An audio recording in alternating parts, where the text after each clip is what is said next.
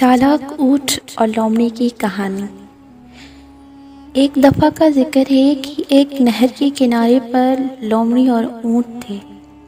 एक किनारे पर ऊँट था और दूसरे किनारे पर लोमड़ी थी। लोमड़ी ने ऊँट से कहा कि नहर की पानी की गहराई कितनी है। ऊँट ने जवाब दिया, घुटनों तक है। लोमड़ी ने पानी में जब छलांग लगाई, लेकिन पानी बहुत गहरा था, वो डूबने लगा। बहुत जद्दोजहद के साथ वो अपना सर पानी से बाहर निकालने में कामयाब हुआ। पानी के दरमियान एक पत्थर पर उसने पनाह ली और निहायत गुस्से में चीख कर ऊँट से कहने लगा, तुमने नहीं कहा था कि पानी घुटनों तक है?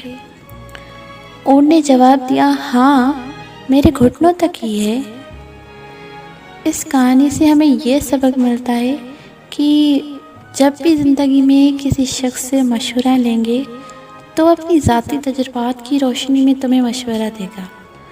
वो तजुर्बात जो उसके लिए मुफीद थे, मुमकिन है वो हल और मशवरा उसके लिए मुफीद हो, लेकिन आपके लिए मुफीद हो या ना हो।